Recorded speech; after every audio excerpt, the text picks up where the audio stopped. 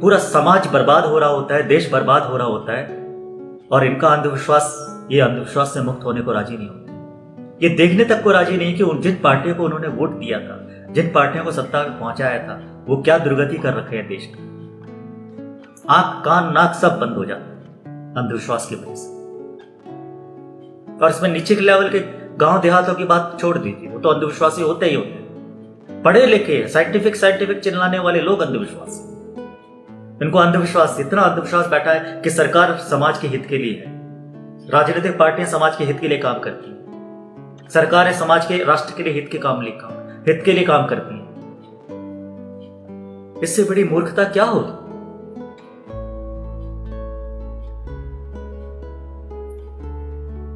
सारे धार्मिक धर्मगुरु जो बैठे हुए हैं वो बैठे हुए हैं, भैया वो उनका काम है, हमको क्या लेना देना है।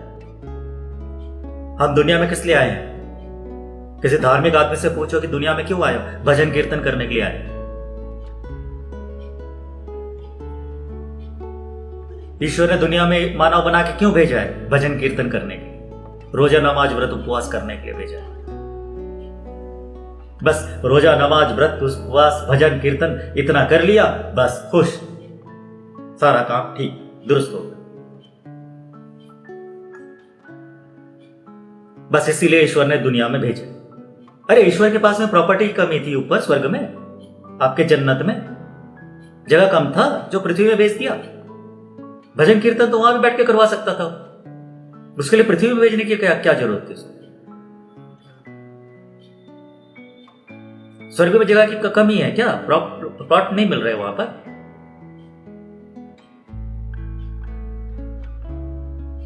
जब भगवान ने पृथ्वी बनाया है, इतना सारा ब्रह्मांड बनाया है, इतने सारे ग्रह नक्षत्र बनाए हैं, इतने सारे आकाश गंगाएं बनाई हैं,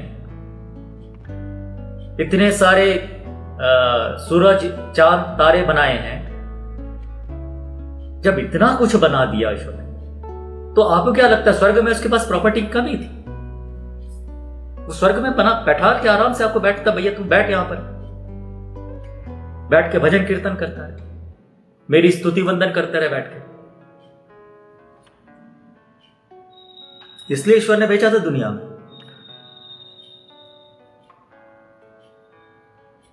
या नौकरी करने के लिए भेजा था दुनिया में? क्या सोच के आप लोग पैदा होते हो? क्यों आपको ऐसा लगता है कि दुनिया में आए हैं तो हमको नौकरी करने के लिए हम लोग आए हैं? क्यों आपको ऐसा लगता है कि दुनिया में आए हैं तो हमको नेताओं की चाटुकारिता करनी है, राजनेताओं की चाटुकारिता करनी है, बिना चाटुकारिता किए हम जिंदा नहीं रह सकते? क्यों ऐसा लगता है? और मरने का इतना खौफ क्यों है? दुनिया में कौन ऐसा है जो मरा नहीं? क्यों डर लगता है मौत से?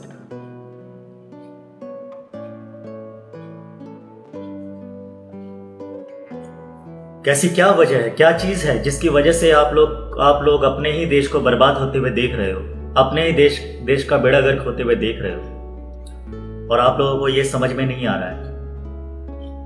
और उसके बाद भी अगर आप पिछले 70 साल 80 साल का रिकॉर्ड उठा के देख लीजिए, आजादी से पहले भी रोना रो रहे थे, ये मान रहे थे कि फिरंगियों की सरकार है इसीलिए हमारा शोषण हो रहा है। फिर कांग्रेस आ गई तो कांग्रेस और तब रोना लग गया कि कांग्रेस की सरकार है इसलिए महंगाई है। जब से कांग्रेस आई है कमर तोड़ महंगाई है का नारा सुनते आप बड़े हुए हैं। आज महंगाई का पता नहीं, आज कहीं नारा सुनने नहीं मिलता है। जब से भाजपा आई है कमर तोड़ महंगाई है, कहीं आवाज निकल रहा है? नहीं निकल रहा। तो नारा कौन लगा रहा था कमर तोड़ महंगाई का? भाजपा ही लगा रही थी। जनता नारा लगा रही थी? नहीं, जनता तो आज भी नारा नहीं लगा रही। जनता तो आज भी कह रही है महंगाई ठीक है, बहुत बढ़िया है। जनता को कोई आपत्ति नहीं है महंगाई से, न जनता को कांग्रेस राज में महंगाई से आपत्ति थी, न जनता को आज महंगाई से आपत्ति थी। महंगाई से आपत्ति किसको थी? भाजपाइयों को थी। जो सड़कों में इतने लोग नारा लगाते घूमते थे कमर तोड़ महंगाई का, वो कौन लगा रहे थे? भाजपा ही लगा रहे थे। अब भाजपाइयों के पास सरकार है, अब उनको कोई चिंता नहीं है, अब महंगाई नहीं दिख रही उनको, स्वाभाविक।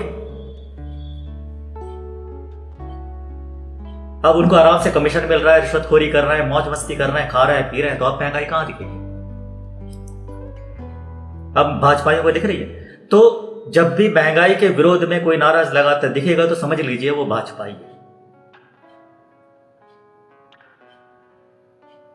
कांग्रेसी कभी महंगाई के विरोध में नारा लगाते हुए नहीं दिखेंगे आपको, ना आम जनता नारा लगाते हुए दिखती है,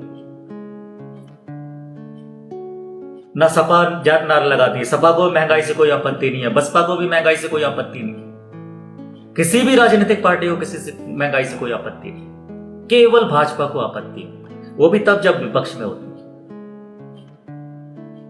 क्योंकि उसे घर का फिर चूल्हा नहीं जलता है। भाजपाइयों के घर का चूल्हा नहीं जलता। गुरुद्वारे में जाके अपने बीवी बच्चे पालते हैं, वहां ले जाके अपने बच्चों को खाना खिलाते हैं।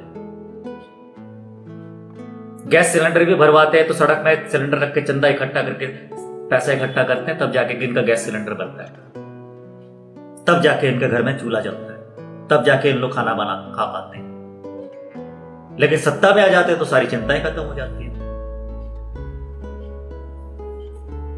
तो विरोध में, महंगाई के विरोध में कौन होता है? भाजपा ही, बाकी कोई पार्टी नहीं है। जनता भी महंगाई के विरोध में नहीं, इनको कोई फर्क नहीं पड़ता। आप 1000 रुपए लीटर पेट्रोल कर दो, जनता कभी चिल्लाएगी नहीं, जनता शांत रहेगी, मस्त रहेगी, जनता को कोई आपत्ति नहीं महंगाई से। सिर्फ भाजपाइयों को आपत्ति होती है, और भाजपाई अब सत्ता में है, तो आवाज कौन उठाएगा विरोध? इसीलिए मैं कहता हूं कि आप अगर राजनीतिक पार्टियों के अंधभक्त हैं तो आप देश के सबसे बड़े शत्रु हैं, चाहे पार्टी कोई भी हो, कोई भी पार्टी हो।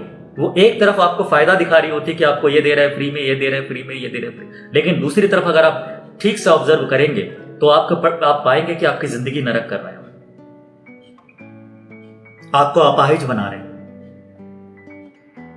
आपको अपने ही जाल में फंसा करके ऐसी स्थिति पे लाके खड़ा कर रहे हैं कि आप फिर मुक्त कभी सोच नहीं पाएंगे, आप कभी भी खुले विचार से कभी कोई चिंतन कर नहीं पाएंगे, आप सही और गलत को नहीं परख पाएंगे, आपके आंख नाक कान सब बंद कर देते।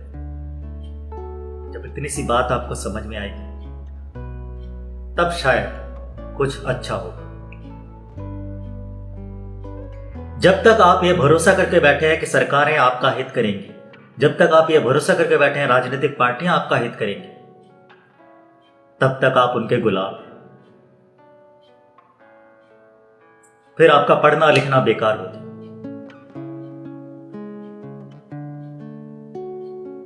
आपने कितनी अच्छी अच्छी पढ़ाई की, कितने, चाहे आप कॉन्वेंट पढ़ाई की, चाहे विदेश जाकर के डिग्री बटोर के लाए, चाहे आप ब्रह्मांड के बाहर जाकर डिग्रियां बटोरी, कोई फर्क नहीं पड़ता, उस सिवाय रद्दी के और कुछ नहीं।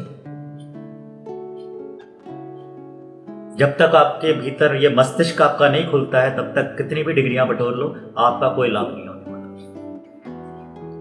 और अगर आपका ये मस्तिष्क खुल जाता है, आपका दिमाग खुल जाता है, तो आपके पास कोई डिग्री ना हो, आप अंगूठा छाप, तब भी आप बड़े बड़े डिग्रीधारियों से श्रेष्ठ हैं।